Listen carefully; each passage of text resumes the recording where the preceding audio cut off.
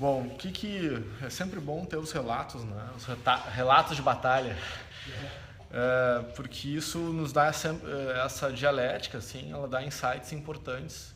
Tá? O que isso tem a ver com o nosso assunto de hoje? Nós estamos começando a entrar na programação para resultado. Por mais que a gente planeje, né, os americanos dizem, we need to prepare for the worst and hope for the best, né? Preparar para o pior e torcer pelo melhor. A ideia é essa. Mas uma das formas de treinar emocional e mentalmente para que a gente aumente o nosso resultado, a nossa performance, é criar cenários adversos mentalmente. Tá? Porque quando o cenário acontece, tu já vivenciou aquilo, mesmo que seja internamente, não deixa de ser uma novidade. Claro que sempre haverão novas possibilidades de problemas. Aí tem que ter improvisação, tem que ter a habilidade e agilidade mental e estabilidade emocional para reagir e agir. Então, quando a gente está se preparando para o resultado que a gente quer, é importante nós trabalharmos um preceito de contentamento ou amplitude da nossa capacidade de frustração. Porque a gente é meio...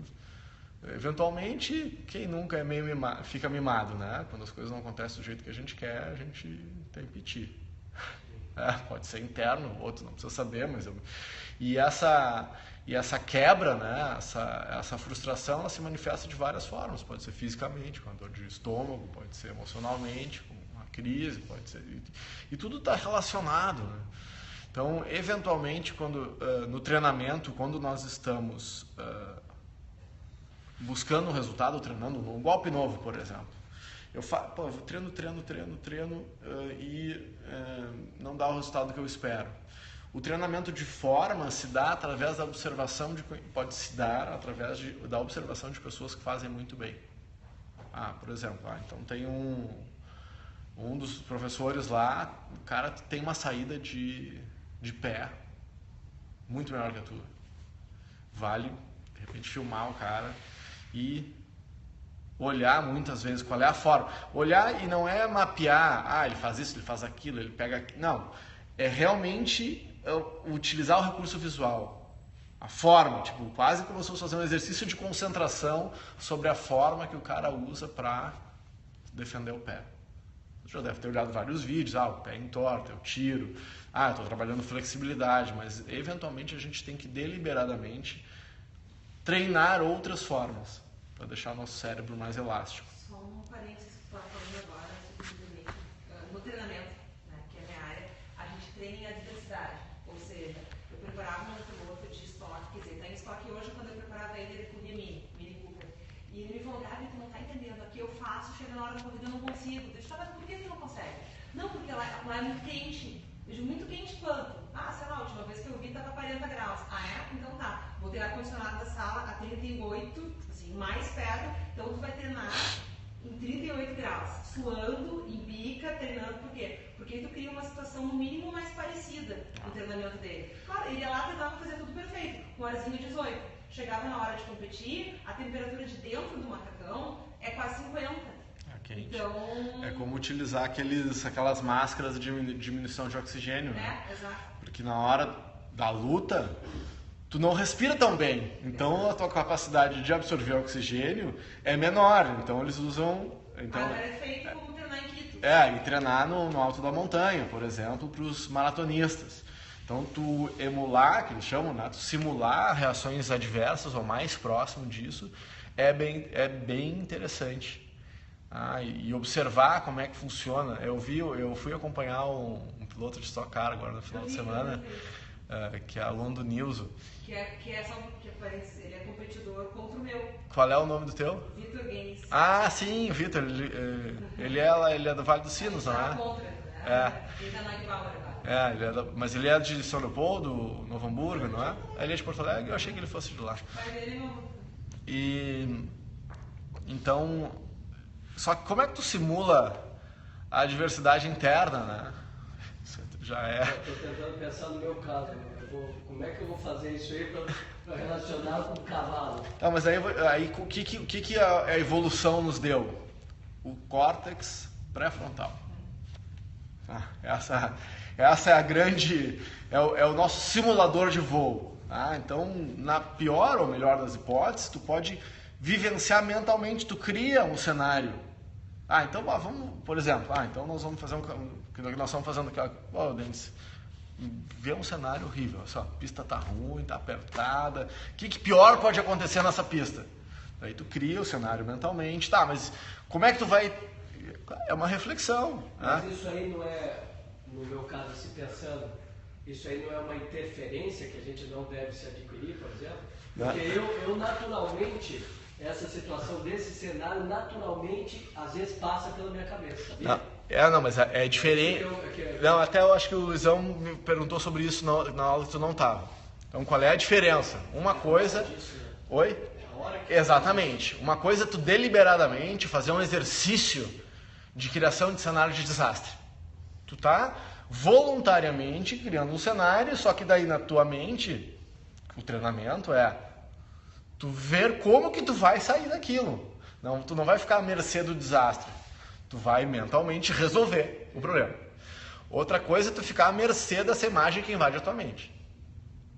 Também não vamos fazer esse tipo de treinamento durante a na prova. Tipo assim, uma coisa é tu estar à mercê do teu emocional, permitindo que ele te abale, outra coisa, vamos fazer um exercício calculado aqui do cenário de desastre, que é num plano de negócio tu faz, isso não é só no coaching tu faz, na vida, vamos ver aqui, a gente torce sempre para que dê tudo certo, a gente mentaliza que dê certo, mas a gente não pode ignorar a realidade, a busca da felicidade realista é isso, mas vamos analisar os pontos, nas 5 forças de Porter lá, que ele fala, quais são as fraquezas. Bom, quais são as fraquezas dessa pista? Tu já sabe, se tu tem informação, já te ajuda a levar a pista estreita, tu já tinha caminhado ali, isso aqui tá perto, bom, e aí tu cria estratégias para superar aquela adversidade da melhor forma. Já teve a otimista que tu vai ser tu vai iludir, né? Não pode... Você vai negligenciar os perigos, né? Porque eles existem.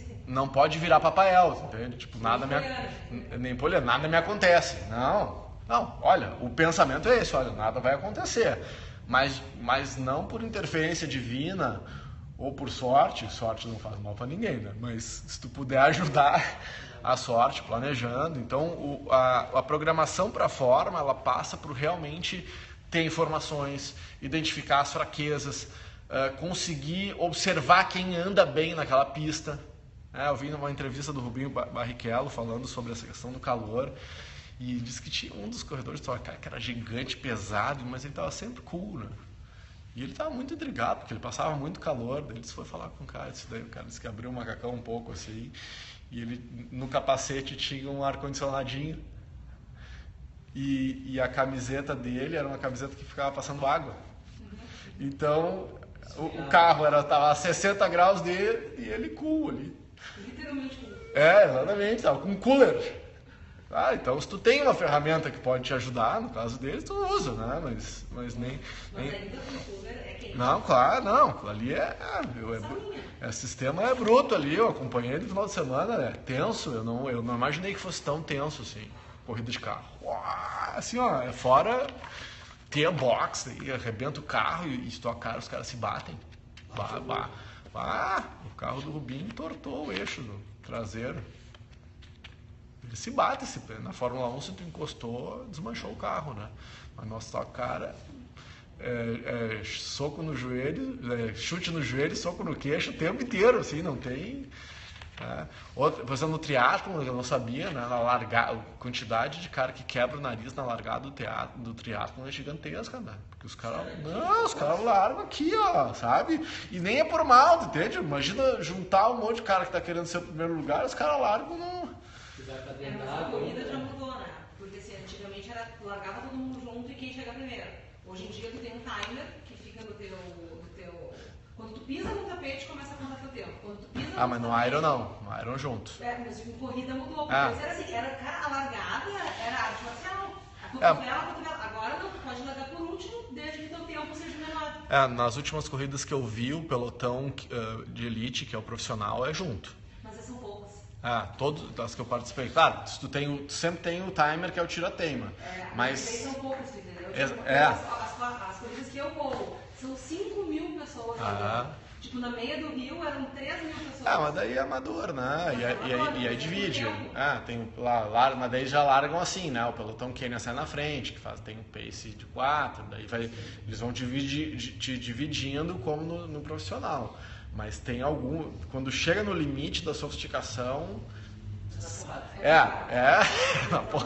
tem ali a sua tensão, né? Que já é tenso naturalmente, né? Daí tu imagina tomar um cotovelaço no nariz e ter que fazer uma prova de 8 horas. Tem 2 atletas que estão se mexendo para a Olimpíada. Os 2, nesse exato momento, estão surtados. Por quê? Faltou uma semana.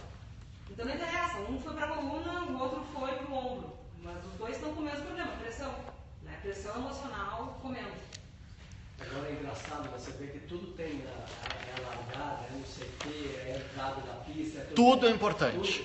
Tudo nessa hora ali, em determinado, diferente esporte que acontece, tudo esse nicho ali é complicado. Né? Não, tudo é importante. Isso foi talvez a parte que mais me marcou do livro do João Alberto Barreto, de Psicologia Desportiva. Tá? Bom livro de desportivo. Tem partes que são boas de ler, assim, para quem é leigo. Mas algumas partes, para quem não é psicólogo, é muito profundo esse livro. Então talvez não seja uma leitura recomendada para vocês, porque pode talvez atrapalhar mais do que ajudar em algum momento, porque ele é muito técnico. Mas tem algumas coisas bem legais que vocês até posso indicar esse livro para passar depois. Mas ele fala, no alto nível, eu já falei isso para vocês, é muito difícil de saber o que é mais importante. Porque tudo é importante. Então, não pode dizer que a preparação física é mais importante do que a preparação emocional. No alto nível, a preparação física é imprescindível, tá? Porque sem isso não performa. Agora, se não tiver uma preparação emocional, isso pode ser a diferença entre tu ganhar e quebrar numa prova. Tu pode não estar tão bem preparado, mas estar preparado emocionalmente e ter condições de superar uma adversidade física. Se tu não te alimenta bem, isso pode influenciar nas duas coisas. Se tu tá brigado em casa, isso vai influenciar tudo também. Então ele vai numerando, e que ele fala no conceito de equipe técnica. Ele ilustra isso na questão que o futebol tem, né? O futebol tem um chefe da equipe técnica, que é o cara. O que ele faz? Ele coordena os profissionais que tem que deixar o atleta apto para o treinador. Sabe, o treinador não tem que estar se preocupando se o cara está bem com a mulher, se o cara está mal com a mulher. Tem um psicólogo, tem um coaching. Esse é o chefe da preparação física. Não, coordenador técnico. Sim, que pega a preparação física, barra psicologia do esporte, barra... Não, esse conceito dele não. Esse conceito dele, ele é mais multidisciplinar. O coordenador técnico, ele não é um profissional de educação física. Que eu trabalho, geralmente esse é o papel que o preparador físico lidera. Não é a proposta dele. A proposta do coordenador técnico, que é o que eu vi da seleção brasileira de futebol, masculina, que ele não precisa nem ter uma expertise de educação física. Ele é o cara que vai conectar, ele é o tipo o gestor da equipe. É o gestor. Então tem aqui todos esses profissionais que eu vou coordenar para que eles tenham informações conectadas e que deixe o profissional pronto para entregar na mão do treinador. Tipo, às vezes quando não é tão sofisticado, acaba que esse cargo fica ao cargo do preparador técnico, mas não necessariamente entendi isso. Não, na real, na luta o treinador é o psicólogo, é o nutricionista, é o preparador físico, enfim, e aí claro que ele traz ele traz o mundo ideal e vai dizendo, olha, no mundo ideal tu tem que ter um profissional adequado para aquela função e eles têm que coordenar, porque ele sugere uma pessoa que não é nenhuma destas para coordenar a equipe técnica. Sim, quando tem grana, tudo bem. Exatamente, aí, enfim. É masculina, feminina já não tem grana. Então, como é que os profissionais de MMA fazem? De regra, tem algumas equipes que já tem um pouco disso, muito poucas, mas ele acaba chamando vários profissionais que nem sempre estão conectados. Entre si. entre si. E coitado do atleta ficando no meio sem saber o que é. Exatamente. Então, mais de qualquer forma, qual é o mindset para o atleta? Ele ter a consciência, caso ele não possa ter todos os recursos, de que várias expertises são importantes para que tu tenha uma boa performance. Isso aí foi o maior salto que eu tive esse ano. De eu conseguir juntar em cada setor alguém muito bom. Hoje, graças a Deus, é um bom técnico de jiu-jitsu. Que é o Vitão? Não. Um bom cara que cuida da minha cabeça, um baita nutricionista, um baita preparador físico. Só que fico eu meio que tentando fazer conexão entre todos, né? Mas... uma coisa que eu te sugiro, assim, ó, que o Lucas tá lá te ajudando nessa parte. Ele consegue me ajudar nisso nos que ele tem contato. Tem cara que ele não tem contato. Pois é, mas esse pode ser um papel que ele pode te ajudar. Qual O Lucas. Não, o Lucas. Tá, fazendo. Que foi o que eu fiz com o Lioto quando eu acompanhei. Eu cuidava da cabeça dele, mas eu me propunha, como eu observei que não tinha essa possibilidade de ter um coordenador, e foi uma coisa muito interessante, porque sempre que tem no altíssimo nível, quando tem muito dinheiro envolvido, os caras são muito desconfiados também, né? Então, eu tive que ter uma habilidade muito, uma sensibilidade muito aguçada para me conectar com cada um dos treinadores e mostrar que eu estava ali, não para roubar o lugar de ninguém, mas somando. Para potencializar os caras, né? Então, uma coisa... Isso é o mais difícil. Então, que coisa simples que eu fiz? Eu me aproximei de todo mundo, me apresentei, fiz um grupinho de WhatsApp para o pessoal se comunicar, estava sempre disponível, validava o que eles falavam, não ficava puxando o saco, obviamente, não é o meu... Mas estava sempre buscando fazer o que a gente chama na liderança de um reforço institucional, ou seja, como eu era o coaching, mental coach do Lioto, ele me deu um aval de que eu podia me conectar com essas pessoas. É importante que o atleta esteja também... Agora, eu não sei se aconteceu contigo, mas está acontecendo comigo nesse momento, tá? O interesse do atleta diverge do interesse do clube. Eu tenho aval do atleta para lutar pelo interesse dele, porém o clube que me paga. Tem que dizer para o clube, por exemplo, que a menina que está com anorexia não deve competir. Isso acontece muito em empresa também, quando o coaching contrata a empresa para o profissional. Então é delicado, assim, não tem... Tudo é importante. Tá? Então, avançando um pouquinho no conteúdo, outra forma de tu te programar para gerar mais resultado são novas experiências. Experimentar novas coisas até dentro das mesmas possibilidades. Coisas que eu queria te perguntar o seguinte. Pergunta. Nas primeiras vezes que eu comecei a praticar, eu vi assim que era gritante assim, a diferença do meu treino pós. E hoje já não vejo tanta diferença, por eu já estar mais acostumado, né? Não? Sim. Lembra, isso é um assunto esse é um assunto que sempre dá para retomar. Da curva de aprendizagem. Porque, aquela experiência que eu tinha contado no brasileiro, cara, foi uma coisa mágica, assim, foi bizarro. E aí o cara fica na cabeça, como é que eu chego naquela mesma concentração? Ou será que eu sempre tô assim que eu nem vejo mais essa diferença, entendeu? Essa é a história. Deixa eu lembrar aqui. Cara, isso é bem assim, tá?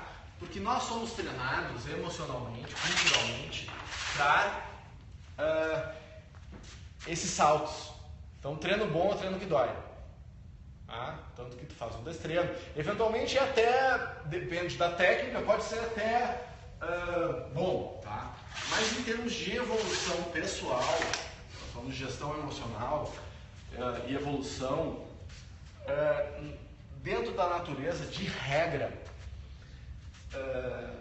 saltos evolutivos, eles criam anomalias. E cobram no ponto.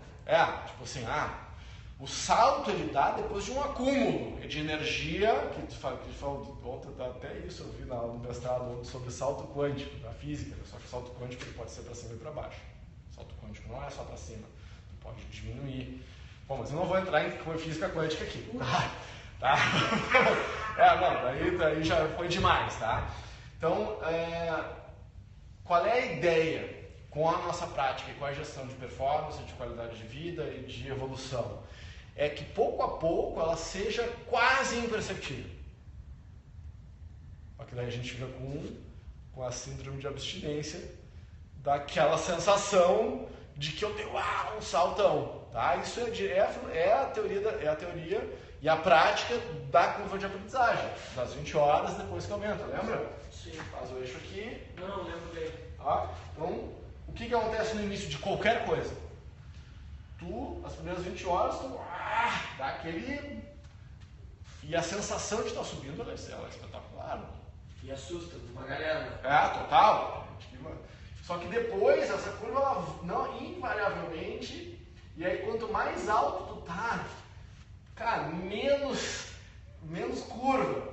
Mas não é um declínio, então não chega um declínio, né? Não. Claro que se tu olhar perto da curva, vamos botar uma lente de aumento aqui, ela não é assim. Não, óbvio. Ela é assim, ó.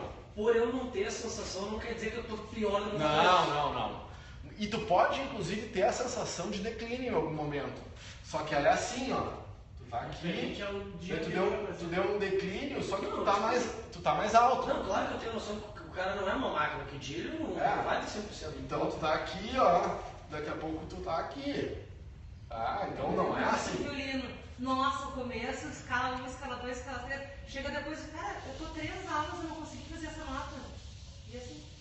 Então é isso. Então, mesmo que tu não sinta, aliás, eu brinco assim, se tu não sentir nada, talvez tenha sido a tua melhor prática. Por quê? Porque ela foi mais metabolizável. Tá?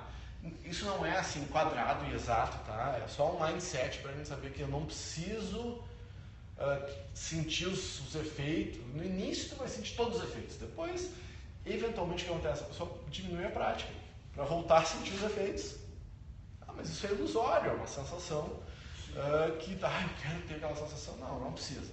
Tá? Então é normal. Então provavelmente com o quadro que tu desenhou, tu já está nesse estado, só que seu próprio já está. O rendimento não está menor.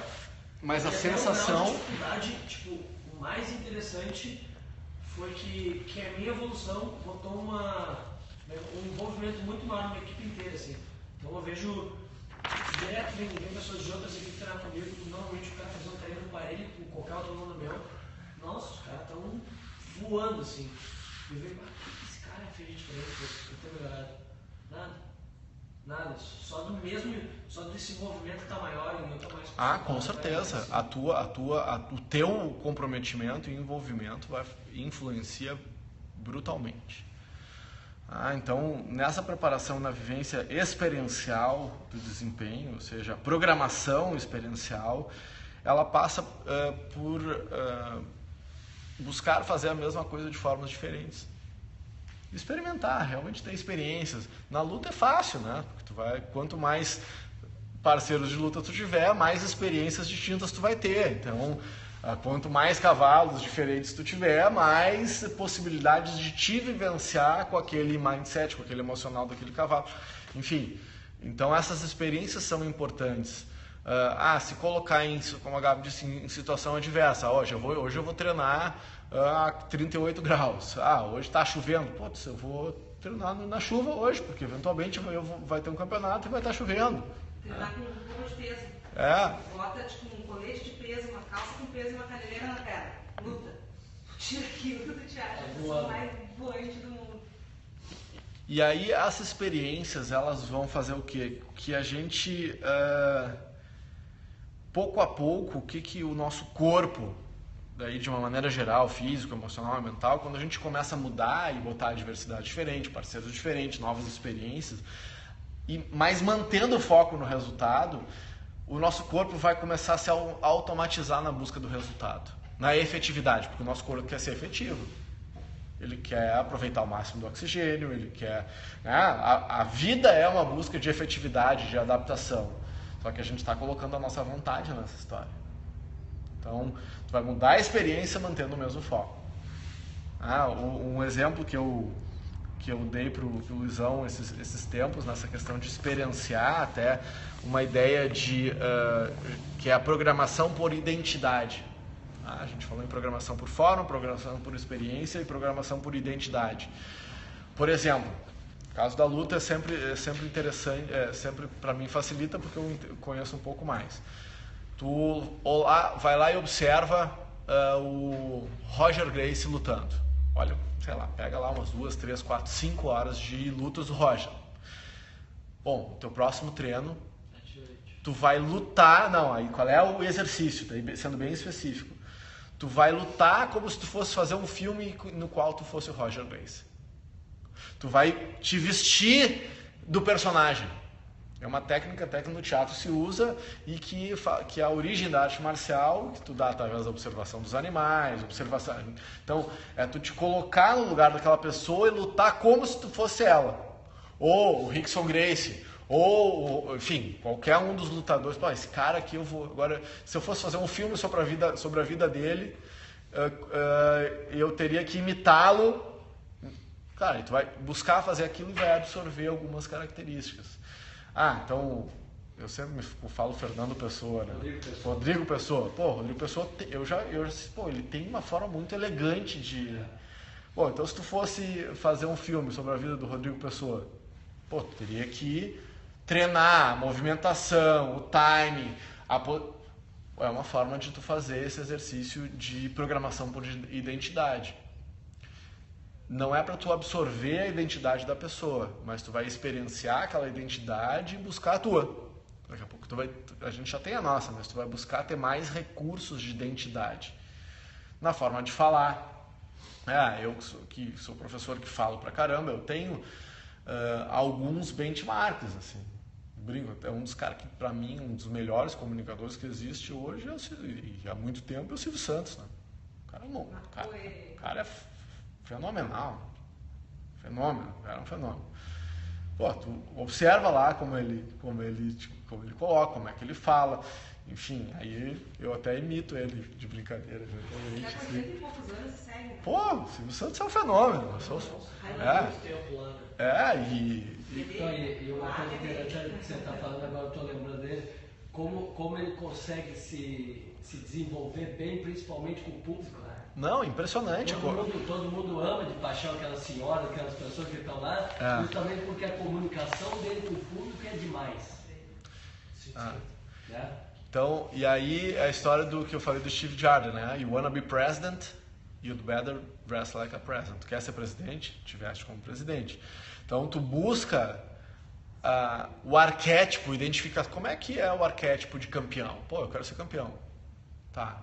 Qual é essa identidade, né? O Henrique é um cara que estuda bastante arquétipo. Pô, eu quero ser um campeão. Campeão mundial de jiu-jitsu.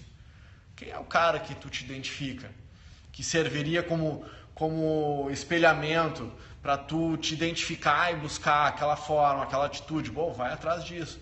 Quem é o campeão mundial de hipismo que tu pode utilizar como referência para identificação? Aí tu vai lá atrás da identificação. Tu usa essa técnica de assumir o papel do arquétipo que tu criou. E não precisa nem ser uma pessoa, pode ser o arquétipo que tu criou. Seria o do eu ideal, do ego ideal. Como eu gostaria de ser. Putz, eu sou... Que a gente volta lá pro fake it until you make it. Fake it until you become. Ou seja, eu não sou tímido. Eu sou tímido. Mas eu vou fingir que eu não sou. E um dia eu vou deixar de ser. Porque eu busquei aquilo. Então a programação por identidade, eu vi que identifique-se com a vitória. E vitória não quer dizer perder ou ganhar. A gente tem falado sobre isso. A vitória exatamente, é uma atitude de vitória, assim, desde o momento que como é que tu trata as pessoas. Tu trata as pessoas pensando em ti ou pensando nela. Sempre trate as pessoas como você gostaria de ser tratado. Desculpa, mas esse provérbio está errado. Como ela gostaria de ser tratada. Exatamente. Tu trata a pessoa como ela gostaria de ser tratada. Porque daí vou te tratar como eu gostaria. Não, mas a gente não vai gostar do jeito que... Então, eu estou falando no meu protocolo, eu estou realmente me importando, eu estou falando porque eu quero me expressar, eu estou falando porque eu quero que tu me compreenda. Então, se a pessoa não entendeu, eu estou falando no meu protocolo. Eu tenho que falar no teu protocolo. Eu tenho que estar interessado em ti e não em mim quando eu estou me comunicando. Então isso tem a ver com... Como é que você consegue ver essa mudança de foco assim? Eu tenho essa dificuldade, normalmente, até meio chato falar, mas 90% das vezes que eu tô falando com um cara, eu tô pensando em como é que eu posso transformar aquilo em alguma coisa produtiva. Eu não consigo escutar assim, pensando no cara, entendeu? Eu vejo que tem gente que é muito bom no ouvinte e o cara tá escutando só por escutar. Eu tô sempre nessa questão de resultado, desempenho, e é muito complicado isso aí. Eu tento demais, assim. Mas quanto aos teus alunos, tu diz? Todo mundo. Não, mas nesse caso que tu tá falando, nesse exemplo, tu tava falando... Qualquer coisa. O cara tá me contando, sei lá, a empresa dele que tá bem. Eu penso, como é que eu vou fazer pra entrar nisso aí junto? Entendeu? Entendi. Aí isso é um mindset importante, tá? Porque o que a gente vê antiguissimamente e modernamente é que tu vai ter mais resultado de forma colaborativa. Tem umas teorias econômicas que dizem que o mundo se desenvolveu por causa do egoísmo. E eu não acho que está totalmente errado, porque foi o egoísmo do padeiro que fez com que o negócio dele melhorasse, porque ele queria ser o melhor, ele queria ganhar no mercado. Bom, mas o que a gente vê que funciona mais? Pode ser, entrar no negócio, cara, como é que a gente pode... O que eu posso oferecer? Eu não quero, como é que eu vou prejudicar o cara? Não, entendi. Mas isso talvez se tu explicitar já te ajude. Isso vai ser tentativa e erro. Tá? Mas se tu estiver pensando só em ti, no que tu tem a ganhar com aquilo e não no que vocês têm a ganhar, a chance de tu ganhar. Não, eu não digo nem pensar em mim, é não pensar no ganhar, entendeu? Só em escutar. É um treinamento. Tá, então quando o cara estiver falando, eu vou sentar ali e vou escutar o cara. Que tem vezes que tu vai ser mais efetivo, tu vai dar mais resultado, ou a pessoa, o teu aluno vai dar mais resultado, simplesmente se tu ouvir. Tem vezes que a pessoa só precisa ser ouvida. Eu fiz um treinamento uma vez com isso, cara, eu tava enfocado. Tava assim, tipo, mas tem caras que eu não tenho interesse. E aí eu comecei a pensar, por mais que eu... Aquele cara que não faz tem, o drama, sabe? Não tem interesse em ouvir. Por mais que eu respeite o cara e queira ter interesse, mas assim, aquilo não é interesse de mim.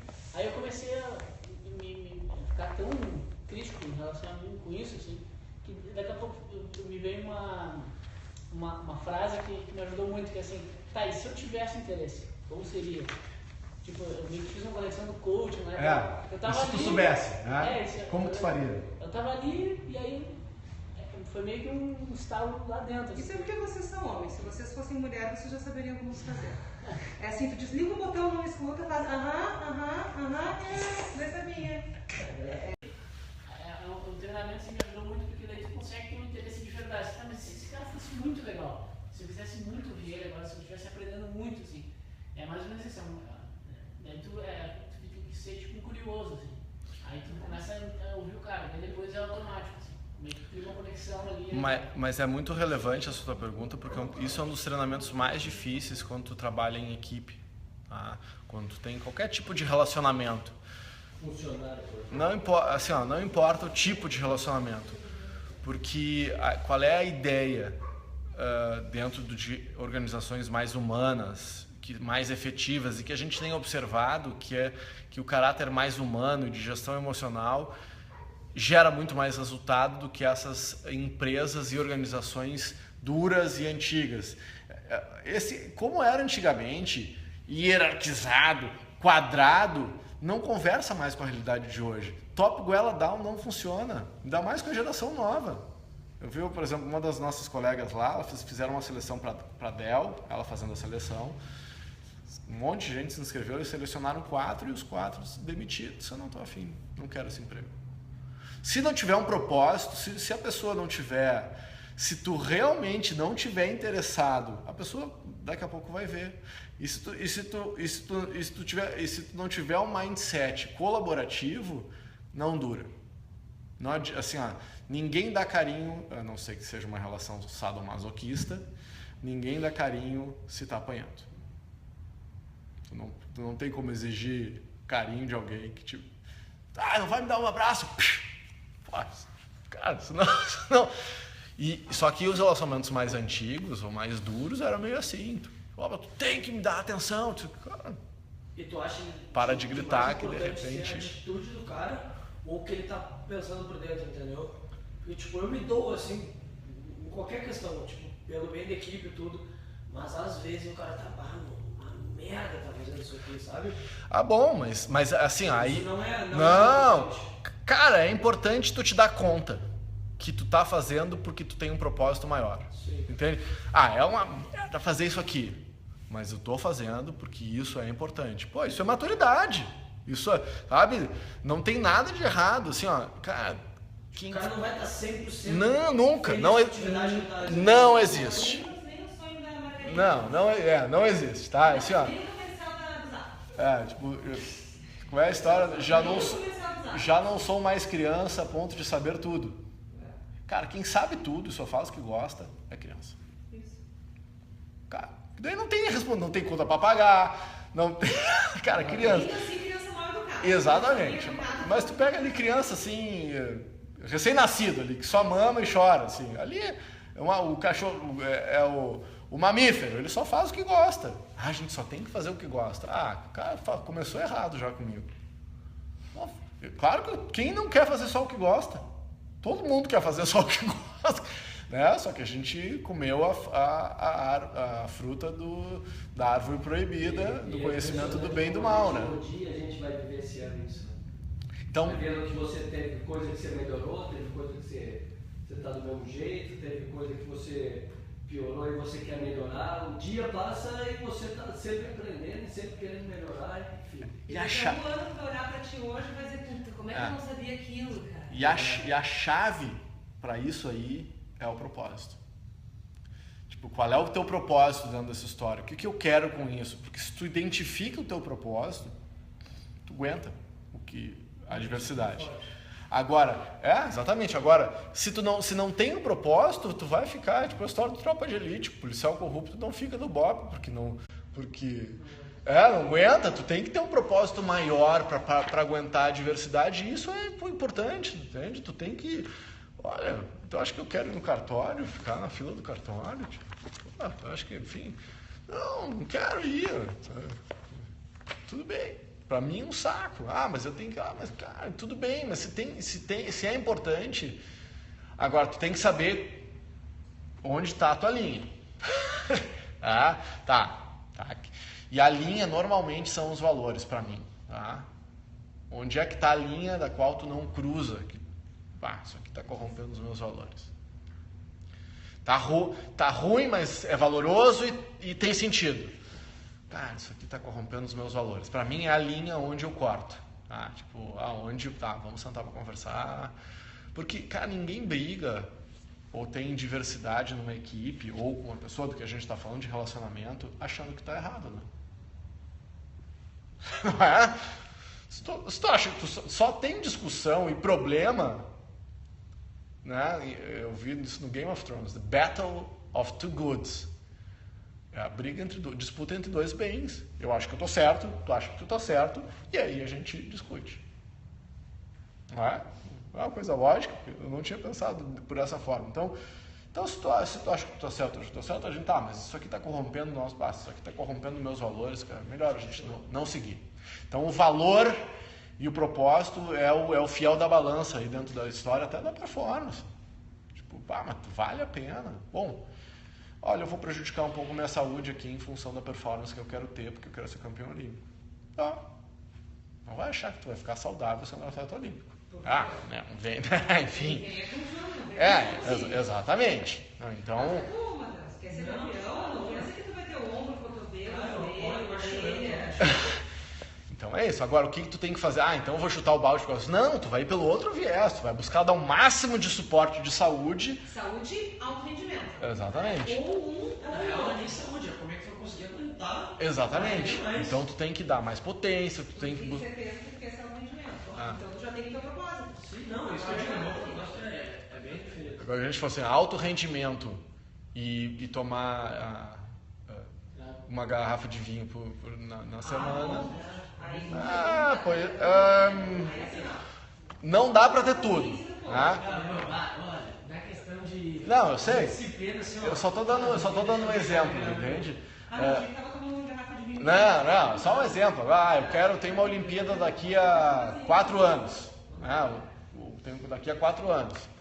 Olha, estourando a fita, 2 anos tem que cortar a bebida. Então, assim, um cálculozinho, assim. Não, mas começar. E não é a coisa fisiológica, mas vinho faz bem. Não vou entrar não vou nem largar nessa conversa. Cara, vinho faz bem, meu suco de uva é a mesma coisa. Enfim. Agora é a questão assim, tu quer estar sharp mind, né? Cara, aí não dá pra... Não, nem assim, ó, no pior das hipóteses, uma barita composta que tá com dor de garganta, tem um pouquinho de álcool. E aí, é o limite de álcool, é a barita composta, por exemplo, né? Enfim. Começa a começar com o cara ou não, meu? Ó, começa a dar atenção a partir da tua linha de dedicação. Exatamente. Eu trabalhei com alto rendimento em luta e posso te dizer o seguinte, o que menos faz diferença é física. Isso é o mínimo, o físico é o mínimo da história. Tem gente melhor que tu. Exatamente. Não dá pra competir. Os caras do Pride não dá pra competir. Os que eu atendi, pelo menos, eram bons. Bom, no próximo encontro, nós temos prática e nós vamos entrar no capítulo 5. Nós já estamos avançando aqui na questão do entendimento do que a gente chama que ele fala aqui dos golpes básicos, assim, o Too Many Mind, até se vocês puderem, põe Too Many Mind no YouTube, que é aquela passagem do Último Samurai, que ele fala, tu tá usando demais a tua cabeça. Então nós vamos começar a falar um pouquinho mais da prática, de como diminuir a incidência dos pensamentos. E eu vou só dar a notícia aqui do próximo capítulo. Eu vou até ler aqui um textinho que eu escrevi, para vocês já ficarem com isso na cabeça, tá? O golpe perfeito já está dentro de nós. O papel do coach ou do professor é estimular desfazer o véu de fumaça que está diante dos olhos do atleta. Assim como Davi de Michelangelo apareceu quando o mármore foi desbastado e ele disse, já estava lá, eu só tirei o excesso. Só tirei o que estava sobrando. Tá? Então, o que há de melhor em nós já está lá. Tá? A semente está lá. Latente potencial, esperando desabrochar e aparecer. Então, alta performance e desenvolvimento pessoal é muito mais uma descoberta do que uma criação. Eu acredito nisso. Tá? Então, é muito mais descobrir do que criar. Tá? Porque o potencial já está. Então, a gente tem que descobrir as coisas, né? Que é o mergulho, o autoconhecimento é muito mais descoberta do que criação. Deixa eu só terminar, está terminando o parágrafo, tá? Então, potencial é uma descoberta. Para isso, sempre precisamos de foco, empenho e convicção. São as 3 palavras que que vai engrenar. Pode falar. Tu já é campeão, né? Campeão. O melhor resultado. 2 vezes segundo colocado brasileiro. Tricampeão sul-brasileiro. Vice-campeão na Copa do Mundo. Vice-campeão na Copa do Mundo, pode parar por aí. Tu já é muito bom. Tu não precisa que alguém te diga isso. Agora tu tem que saber o que tu precisa para virar de vice e para campeão. Ponto. Só tirar o excesso. É só tirar o excesso. Tá aí. Disso eu tenho certeza. Eu estava conversando com o Rodolfo. Disso eu tenho certeza e a convicção que agora é só caminhar. E manter, e não te preocupa que tu vai ter os teus momentos de atravessar o Vale das Sombras, tá? E tu vai ter que te manter. Mas não subestima o quão pior pode ficar em algum momento, assim, mas aí eu vou te dizer uma coisa, e ouve bem o que eu vou te dizer. Da minha parte, tu não vai estar sozinho. Tá?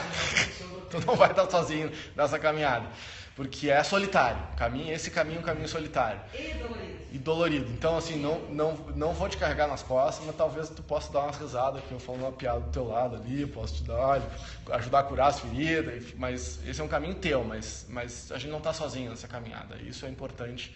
Ninguém é campeão. Na verdade, aquele fato que eu relatei para você, que aconteceu comigo na Copa do Mundo, e que eu não tinha 1/3 da vivência que eu tenho hoje, e que na verdade foi, acho que para mim, talvez a maior experiência dentro de eu ter continuado a estar no esporte de alto nível, tudo, é uma situação que realmente, é isso que você falou que talvez ele não passou ainda. Eu passei por isso 2 vezes já e que abala o peão, e é o que você falou, você não estando sozinho é muito melhor que estar sozinho. Hoje a gente já sabe que o anti-SOC mal acompanhado é verdade. Então, antes, assim, tu tá com uma pessoa que te puxa para baixo, é melhor tu tá sozinho. Agora... Não, eu, na verdade, não sei se eu te comentei, mas quando aconteceu esse fato comigo em Las Vegas lá, aconteceu esse negócio que pra mim caiu o mundo, acabou. Então foi a pior experiência que eu tive, mas eu tive minha esposa do meu lado, que eu fiz meu filho lá, por exemplo. E o nome dele é Tomás, em homenagem ao Thomas and Mark Center, onde foi o ginásio da... Olha, importante, hein? Então, quer dizer, é o que você falou, tinha uma pessoa do meu lado que não tinha técnica nem nada, uma pessoa que, se eu não tivesse, talvez eu estivesse sozinho, realmente eu teria visto. Enquanto a gente estava aqui, o meu coach estava surtado e eu só no WhatsApp, pronto, ele se acalmou, ele não rompeu com o patrocinador, ele foi para casa e amanhã ele vai na física, sabe? Era só isso que eu queria que ele fizesse, porque já estava num ponto de desespero, que já não vou dar conta, eu que vou largar o patrocinador. Cara, demorou a vida para conseguir a Nissan, pelo amor de Deus, é a Nissan que está patrocinando, sabe? Essa experiência minha foi a melhor de todas. Então, os stakeholders, ou seja, esse grupo de pessoas que estão com a gente nessa caminhada são fundamentais. E aí, para mim, a atitude de campeão é lembrar também, na hora que o cara... na hora que... na hora... Mas assim, ó, reconhecimento e gratidão são fundamentais, para que a gente consiga dar conta disso aí, desse mundo que tem pela frente. E manter as pessoas certas próximas também, né? É verdade. O pessoal que está acompanhando aí no Periscope, estou encerrando a transmissão. Não, e pessoas que